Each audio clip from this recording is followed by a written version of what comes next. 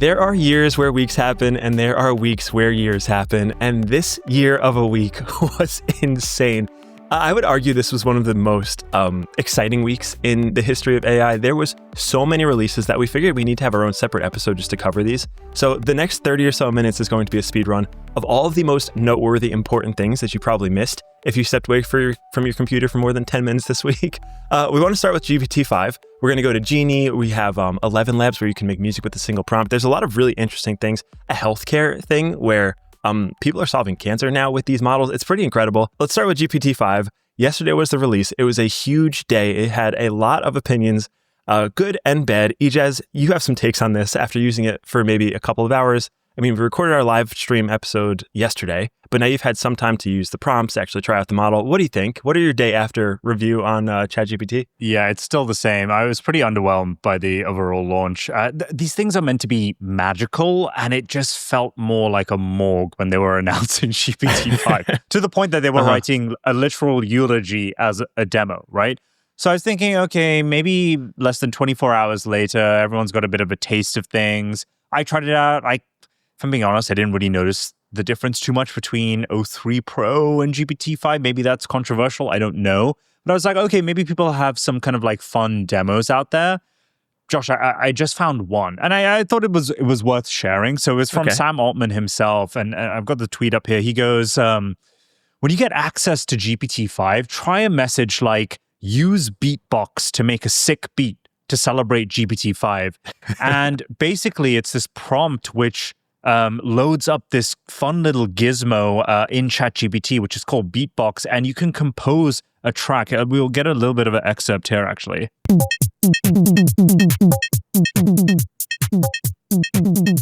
So, as you can see, it's pretty basic, but what I found, I'm looking for a silver lining here, what I found cool is that I didn't realize you could pull up different gizmos, aside from like the command line interface when you're coding stuff. I didn't realize you could pull up other gadgets.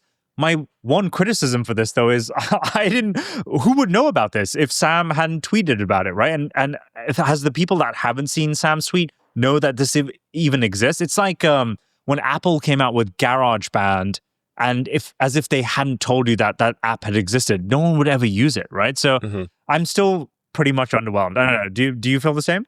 Okay, yep, same thing, no notes. Presentation was lacking. I think that's what caused a lot of the problem. I think my big takeaway now is, hey, 700 million of their monthly active users just got a huge upgrade from GPT 4.0 to GPT 5. It's going to feel massive. That is a ton of potential intelligence that is now out in the world for people to use. So that seems like a win. I hope he learned a lesson from the Apple team, and that delivery of these presentations is really important. But Ijaz, if you think this music sounds good, we have a couple coming up in a few minutes that is going to absolutely blow your mind, the ElevenLabs music generation.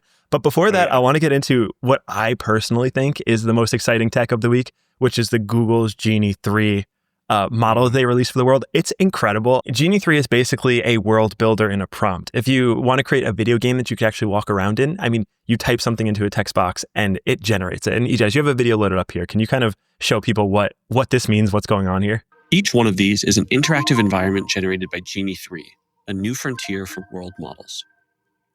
With Genie-3, you can use natural language to generate a variety of worlds and explore them interactively, all with a single text prompt.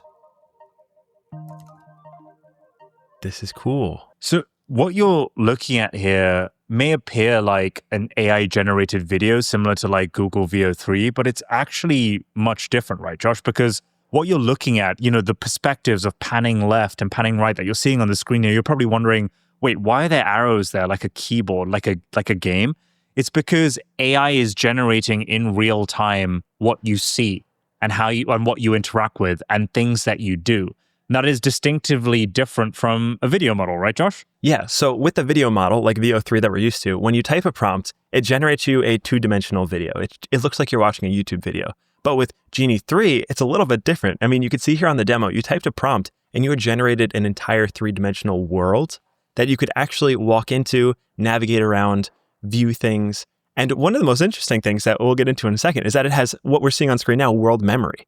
And it can remember the actions that you take on a world, and you can actually go back and revisit it with those actions. So we're seeing this example of a painter placing paint on the wall. And you'll notice that the actions are actually persistent. So not only is it generating a real world for you to navigate, it's generating a world for you to actually interact with and then save the state of those interactions.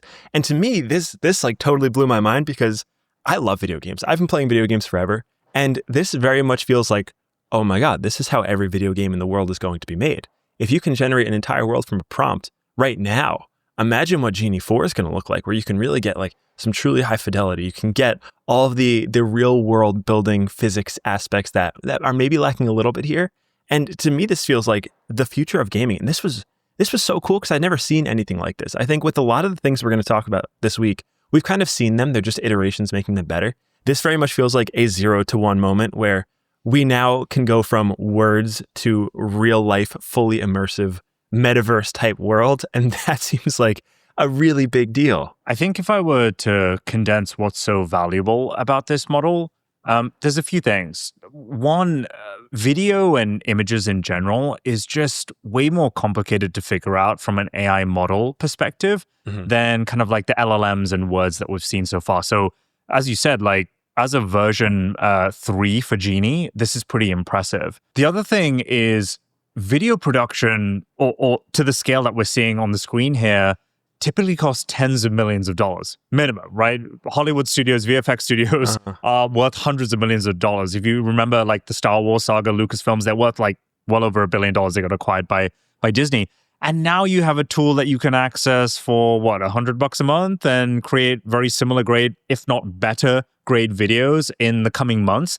That is just insane. And honestly, some of the examples that I've been seeing, Josh, are pretty crazy. So I do you have any really fun ones to highlight? Yeah. Okay. So I have some personal ones which I was pretty excited about. Okay, so Cool, what you're staring at here is this like 2D-esque kind of like old school gaming night that is walking through this kind of world, looking around. You got birds flying in the background, and you might be thinking, well, Ichaz, this is so old school. Like, why would I care about this?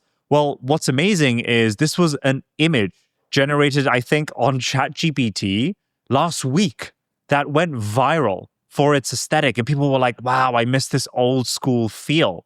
And literally a week later, less than 7 days later, we have this new tool that can turn any image into not just a video, but an interactive video where you can move around like a game. And someone thought, let me put this viral image in this model and kind of let him walk around, let him do things, right? And we had a follow-up post that came after this being like, don't forget that you can kind of turn around literally back on yourself. You know, this is a POV kind of video and see what it looks like. So I think in this, he fully looks around and is like, okay, yeah, look, the bridge, you can go back over it. There's loads of cool things. But there was this really meta video that I saw, Josh. I don't know if you spotted this one. Oh, but, this is weird. This is crazy. Okay, so what you're looking at right now is a simulation within a simulation. So what he's doing is he's filming himself. Let me rewind here. What he's doing is he's filming himself exploring this interactive video on Genie on his TV, on his laptop and then on his TV. But then he's recorded a video of him doing that and used it as a simulator in Genie-3. So now he's walking outside of the house that he's literally sitting in and exploring this AI simulated world. That just blew my mind. Man. Yeah, and remember your crazy. earlier point, Josh, that it's persistent memory. So it remembers that he's in this house and can go back and see it. So the use cases for this I'm most impressed by is like, think about what this looks like from an education side of things, right? When you're explaining some kind of like abstract concept in physics or stuff. I don't know about you, but I don't want to read this in a textbook, Josh. But I would be more than down to jump into this simulation via VR head goggles or whatever and explore this. It's super cool. Yeah, it's amazing how quickly and high fidelity you're able to generate these things. And it's also like, look at that. That is the person that you place yourself into this. It makes it really easy to believe like, hey, this is totally all just a simulation. Like if we're this good already. Did you see this drone shot, Josh? No, but as a drone pilot, I would love to. Oh, wow. Okay. It's an FPV drone too. So yeah, it's crazy. So what this guy did was he took, I think it was like a 3-second clip of an actual drone shot that he took on his drone and was like, I kind of want to see what this Genie model creates, whether it identifies the location that I was in from this 3-second shot and whether it'll allow me to explore the rest of that environment that I was trekking over and filming. And it did exactly that. I don't know whether this is geologically accurate, but it looks so cool. So he took like a 3-second drone clip, and now he's just traveling around, exploring it. Super cool. Yeah, that seems like fun. And also, when you're learning to fly FPV drones, there's this big process of flying in simulators where you have to spend a lot of time in a simulator before you can go out into the real world. And if simulators looked this good, and you could generate your own simulators to fly around in, similar to what he's doing, that's a really fun way of learning how to fly FPV. So just another use case. That's pretty cool. Okay, another one. What do we got here? Okay, so this one demonstrates how accurate the physics is in this model. And that might sound lame to you, but it's a super important one. Look at the reflections of the puddle that you're looking at right now, right? And then you're always wondering, well, okay, maybe I can look left and right, but like, can I see my own feet? Am I there? Do the steps work? And you see the foot going forward. That is just insane. Look at the splash on the puddle. Like, again, I must reiterate, you have AAA gaming studios that haven't come out for a game or with a game in 10 years. I'm talking about GTA-5 over here. That spends hundreds of millions of dollars to try and create these games. And now you have a tool that can do that in seconds. It blows my mind. Yeah, it's pretty remarkable. I was actually thinking about GTA 6 this morning because they finally announced the release date next year.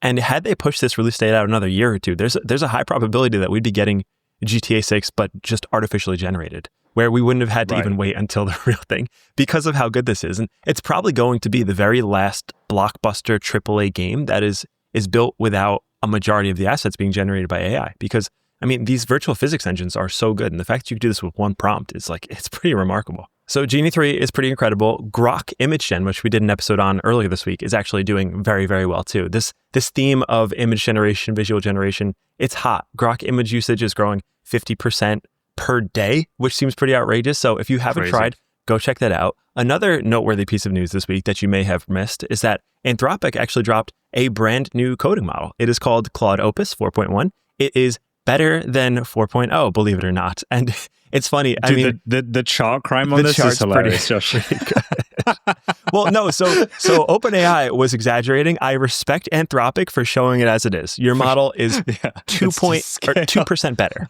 That's great. Show me how it is. All right. 4.1 is out. If you're a developer, go use it. It is 2% better. And this pretty funny chart and accurately shows that. For the nerds out there, if you're wondering how GPT-5 compares to this in terms of coding, it is 0.4% better than this new Claude model. Just to let you know, just to keep you on your toes. If you're looking for like the best coding model, it's technically still GPT-5.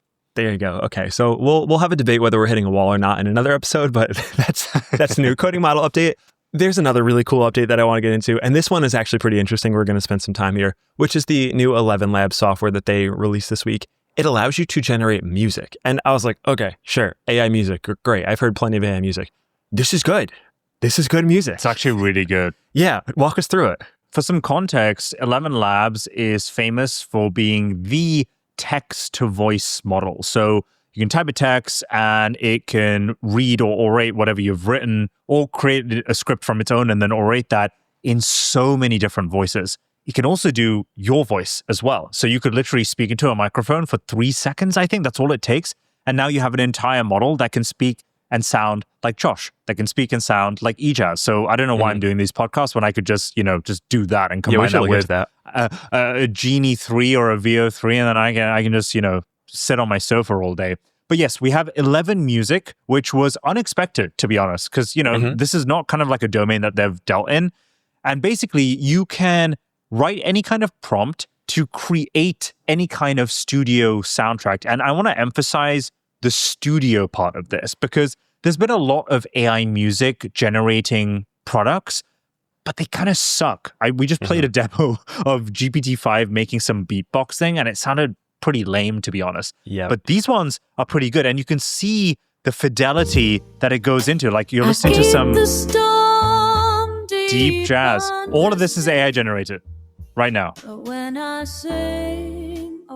Look how smooth, look how buttery that is, right? That's good. And you can have this in so many different languages as well. But more so, what if you are an artist that wants to work with AI, but you don't necessarily want it to be 100% AI? Well, you can take your vocals, your recording, or even just a soundtrack of an instrument that you played, a cool beat or tune, and you could throw it right into here and create and compose whatever kind of album, studio, or song that you want to do. Publishing rights are all yours. I don't know how they split profits amongst AI, but who cares? My question is, what's the traction looking like on something like this, right?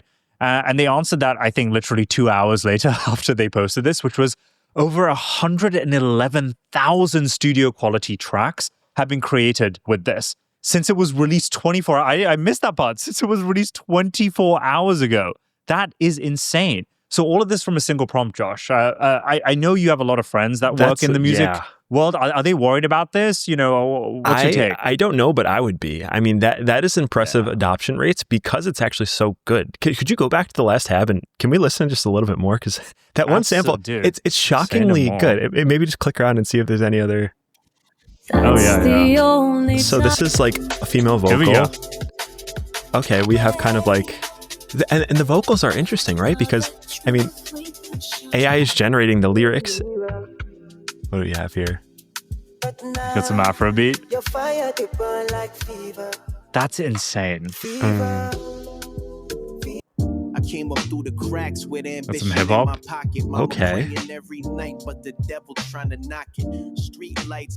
Yeah, that's amazing. Because you have to imagine, I mean, what those lyrics are AI generated. They're read by an AI. They're sung by an AI. The whole thing is just AI top to bottom, and it sounds pretty good. I think the interesting phenomenon that's happening now, since mostly TikTok, is the TikTokification of music. Like a lot of people who are producers, they kind of they produce music that's made to be listened to on iPhones. They sacrifice a little bit of quality to make sure it sounds great on an iPhone or an AirPod.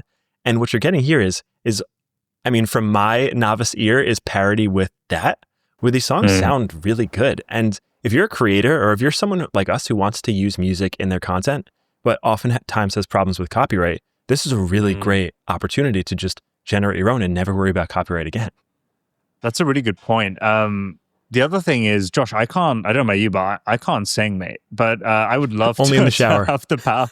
Exactly. I would love to have the power to kind of like play around with this. And again, I mentioned GarageBand like twice on this episode already, but like I'm gonna bring it up again. I remember playing with that app the first time it came out on the Apple Store and being like, oh my God, I can now become a musician. I didn't realize my potential then, but like maybe this will change it. And the last bit I want to show is this quick clip with an interview with Matty, who is the CEO and founder of ElevenLabs, who we're actually getting on the show in about 2 weeks. So we're going to interview him. Watch out for that episode. Yeah, it's going to be awesome. That episode just got way more exciting.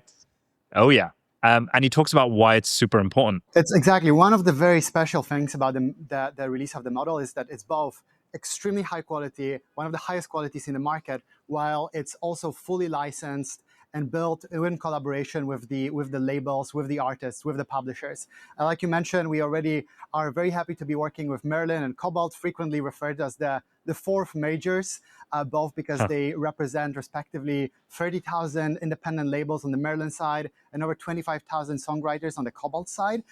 So already that gives us such a high ability to create extremely high quality music. Of course. So what he's mentioning there in that short clip is two main things. One, the music that you make is fully licensed, so you can earn royalties, sell it to studio producers, labels, or whatever that might be. But what's also important is they have a direct partnership with these two companies, Cobalt, and I forgot what the other one is, which represent independent artists. So it's probably never been easier for you to get discovered as an aspiring musician if you're listening to this show with something like this. So it's making it more democratically accessible to budding upcoming artists, which I thought was really cool. That's really exciting and really empowering, right? If you're an artist and you can sing, or if you're a producer that doesn't have a vocalist, you can kind of fill in all of the blanks of your own production world and actually generate really high fidelity, high quality music. So relative to the ChatGPT example we had of that little beat maker, this is a like pretty big step function improvement. Yeah, this is impressive tech. I'm excited to see where this goes. But this is not the end of our exciting news. We have another discovery in the health fields. Walk us through this. What is chai? Okay, so Chai is this brand new AI health startup, which just raised a crazy $70 million round, which actually doesn't sound too crazy given the billion-dollar raises that people are doing. But they raised from the likes of OpenAI, Anthropic, and Menlo Ventures. So, very small fish type of deal. I'm obviously being sarcastic here, but you might be asking, well, what can they do?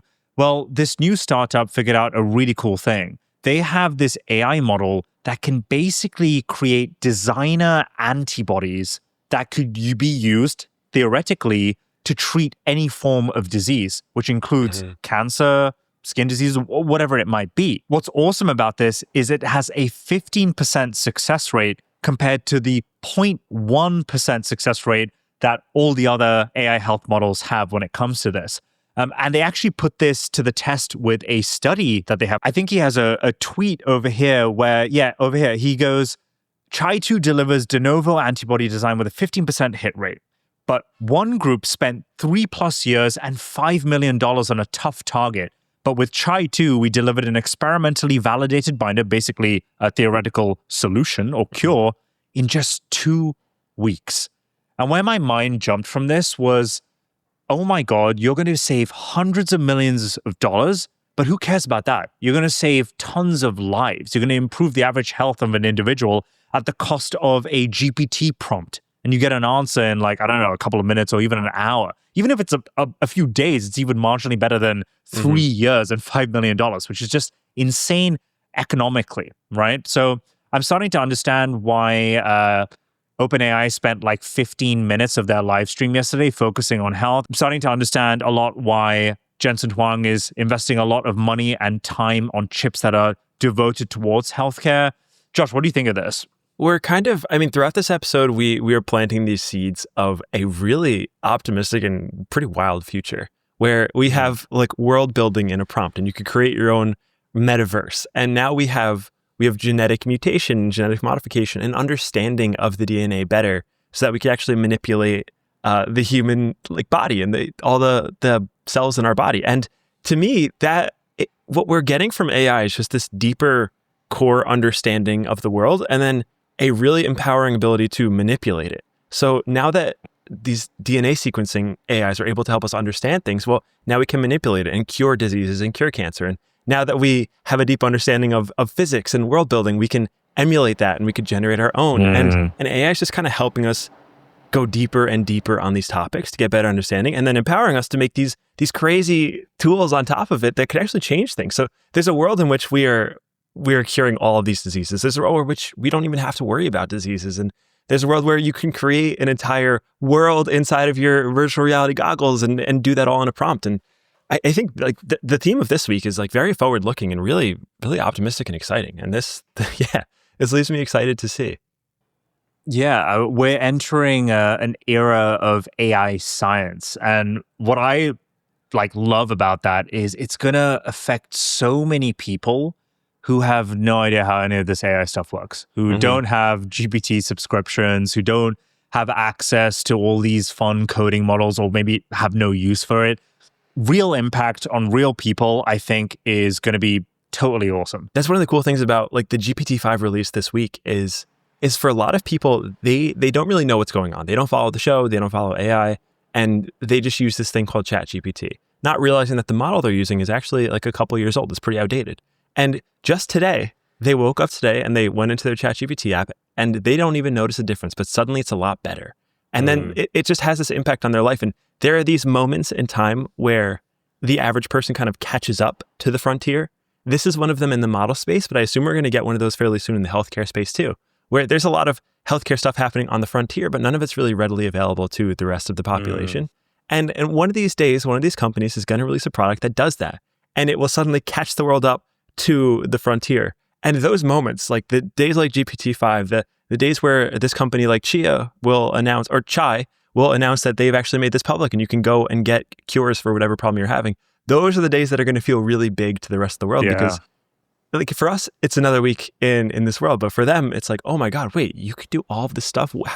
How did this happen overnight? And of course it never happens overnight, but that's the appearance. The other breaking news over the last 24 hours is Zucc or Meta has secured $29 billion in private credit lending. So like he's borrowed this money from a private lender to fund their new AI data center. And we've spoken about data centers on a few episodes, Josh. We actually had a dedicated episode, I think, was it this week? I'm losing track. I think it was maybe last week on Elon Musk's Colossus 2, which is being used to train the next generation of Grok models. And so these big AI companies are in a race to secure as much compute as they can to train the best models. And Zucc is no different from this. But this requires a lot of money. I saw a crazy stat, which was Meta has spent, I think, $40 billion already this year on training compute, and they aim to spend another $150 billion over the next year. That is just insane. And so you're probably wondering, do these guys have a big enough war chest to do that? And the answer is actually no. Like, they have technically enough money, but the CapEx spend on this far exceeds the amount of money that they're going to make over this time whilst they're investing in the core model infrastructure itself, which means that they need to borrow this massive amount of money and strike these deals with private lenders to do that. And actually, I think ex-AI Elon Musk did the same for Colossus 2, I believe, now that I'm kind of remembering it, where they raised a similar amount, $20 billion, to build this new Colossus 2 data center. So the point I'm trying to make here is, I think the numbers are going to get much bigger. And I think that our feeble, small minds aren't quite adjusted to what this is eventually going to become. I think trillion-dollar valuations are going to become way more abundant in this world. And we are only now starting to see the sunk cost of how much it's going to take to build these models. That was how I was going to start this section, is like, I don't even know if $30 billion is a lot anymore. What is at $300 million an employee? That's what you cover the payroll for 100 people for a year.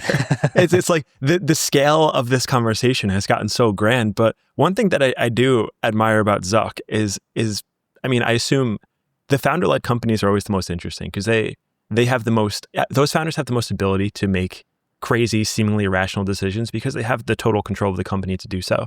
And Zucc is literally betting the entire future on the company, on building these AI models. They are using their entire balance sheet plus, and are betting fully on the fact, not only on the fact that AI will be here to stay and will generate a ton of money, but also that having their own unique AI models will yield enough value to pay this back. So you're seeing these massive bets that it seems like this has to work, right? Like, clearly there isn't a scaling wall. Clearly he believes that 29 billion of additional capital will yield better models. But we're getting to a point now where it's just like, what is the value? It's almost hard to imagine the value unlock because it's so obscure and it happens in so many places. Right now. Yeah, like when he says like, oh yeah, we'll generate $10 trillion in revenue. You're like, what? How? That's like, no one's even worth like half of that now as a company. So it's going to be pretty amazing watching this play out and watching the scale of this unfold and the returns start to come in, because like the numbers are really getting massive. I appreciate the big bets, right? Like Zucc did this when he acquired Instagram and WhatsApp at times which people thought he was insane to be spending billions of dollars on them. And now each of those companies are worth hundreds of billions of dollars individually on their own. And I'm thinking about Elon buying Twitter for, what was it, $20 billion, 40 billion? I forget the number now, 42? Right? But just $42 billion. Yeah, but again, easily 42. So to take that massive risk at the stage and level of foundership, like, you know, if you're worth $100 billion, just retire already, right? But these guys are making massive gargantuan leaps. It's just very commendable, and I just to describe this, I'm excited. I'm excited to see where this goes. I have no idea whether it pays off or not. Zucc spent a similar amount of money, actually maybe a lot less, to rebrand the entire Facebook company to Meta and bet on the metaverse, and that kind of didn't pan out kind of how he wanted to, but he's going again, and I respect that. Yeah, respect and admire it. I think the more you know, the less you need to diversify, and I would imagine that Zucc is really deeply in the weeds in all this stuff and has been for the last decade, and he is very well aware of the risk and very well aware of the upside, and the fact that all these people are deeming it a risk to take, well, sounds like that's the right risk to take, and I'm here for it. Is that everything for this crazy, wacky, wild week? No, I just wanted to show you this new film that came out, Josh. I wanted to give you a little bit of a trailer. Yeah, yeah. Midjourney Well, hang on. HD. Let me hide the Midjourney thing. No, it's just a movie, Josh. You know, these are real people. Sorry, These are real actresses, and this is a plot. No, I'm kidding. Of course, this is AI generated. It does look very good. What you're looking at right here is completely 100% AI generated, and the reason why I'm bringing this up, this is Midjourney's HD video mode. Do you remember Midjourney at the start, Josh? It was cool, but it was so lame. Dude, it was so lame. It was so inaccurate. And now I feel like I'm watching an A24 film right here. This is like crazy aesthetical quality. Look at how the water ripples. Look at the expressions. Look at how the light glistens and glows off these people's skin. It is insane. Again, you would need to pay tens to hundreds of millions of dollars to hire these actors, get all the crew and equipment out there to film a scene like this. And now you can do it for what? An $80 subscription? Just insane. And the rate of progress that these models are improving at is insane. But don't worry, it's not just about humans, Josh. We also have the animation studio. Oh boy, this looks like a Pixar movie. Also in danger. It's like watching Toy Story. Look at this.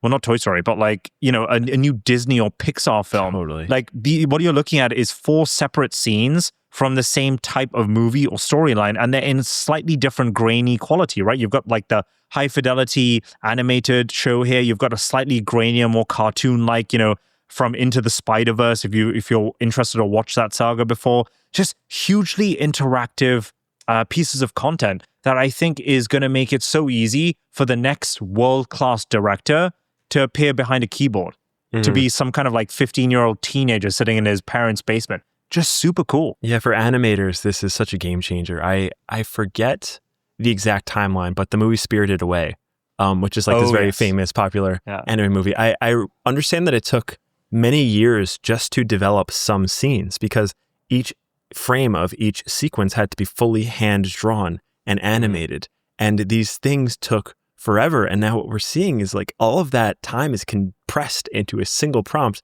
generated in a couple of seconds. And like you said, the rate of improvement is incredible. And one of the things that I believe is underrated that I could admire as someone who's played video games for a long time is the physics engine of these videos and of this world generation that we saw in Genie-3 is remarkable.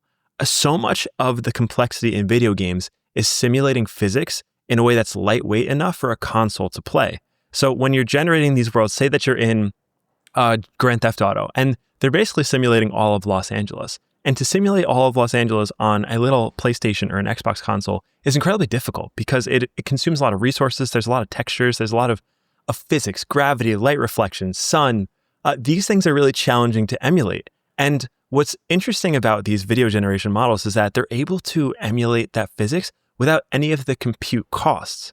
And I think that's a really interesting thing is it abstracts away a lot of the heavyweight processing power and just allows you to generate these worlds in a very lightweight way that's accurate because it's trained on the physics of the real world. So it looks identical. And that to me feels like a really big breakthrough because now that unlocks this whole extra realm where you can literally run a world on your PlayStation now if it is that lightweight and it doesn't require all of that compute power. Oh yeah, here's a fun Google prompt. I just looked up the value of Unreal Engine, which is a gaming engine which basically does all the things you just described, Josh, but in the old school traditional non-AI method. It's owned by Epic Games, and Epic Games itself is worth $32 billion, and Unreal Engine is a major reason why it's worth that much. And now you have an app, again, from a subscription service that can generate very similar quality aesthetics. You have Genie-3 accessible to you that will like take that video and allow it to become this whole entirely simulated gaming world, very similar to the games that Epic Games makes. So you've got $32 billion and then maybe the cost of 2 monthly subscriptions, maybe $150 a month. And you have access to all the same tools that Unreal Engine has to build these things. Pretty awesome. Pretty good. And again, it's not Unreal Engine, but come Genie-4, Genie-5 or the next Midjourney iteration, like there's a very clear path to doing so. And the rate of acceleration in which we are going at to reach that point is insanely high. So I think that's everything. Is that everything? Can I take a deep breath now? Are we done? Is that Take a deep breath, Josh. We are done. We for made now. it. For now. I don't know what's going to happen the next couple hours, this but we're week done. was insane. There's so much incredible technology. So hopefully this serves as a nice little overview to help everyone who stepped away get caught up. We have been in the trenches all week. It feels like every week there is more and there more and more, and they're getting impressive. And even where it seems like we weren't accelerating as fast as we normally do with GPT-5, well, the other companies picked up the slack and they pushed that frontier forward even further. So what's nice is we're not dependent on any company. There's a million companies all pushing forward, all doing interesting things, and we will be here to cover it every day, every week as we go. Oh, yeah. Covering all these great topics. So I guess I'll wrap it here. Thank you for listening. Thank you for tuning in for this insane week. We posted a lot of episodes this week. We covered a lot of ground, but if you listened to all of them, you should be fully up to date on everything that you need to know in the world of AI. We are going to go enjoy our weekend, maybe touch some grass, see some sunlight. If you enjoyed any of the episodes this week or want to fill your friends in on GPT-5 or any of the cool topics, please share this with them. It goes a long way when you share the show. We are doing well. We are actually on the Spotify charts. Fun fact, we are one spot away from flipping the OpenAI podcast. So if you share the episode, you are helping us flip OpenAI, and that's just like a pretty cool thing that I'd like to have as an accomplishment. I'm sure EJS feels the same way. So I would love that. Please, we very much appreciate the support and sticking with us, listening to the end of these episodes. It means a lot. So thank you for watching. I hope you can take a deep breath after listening to this too. You're all caught up, and we'll see you next week with a bunch of new news. Thanks, folks.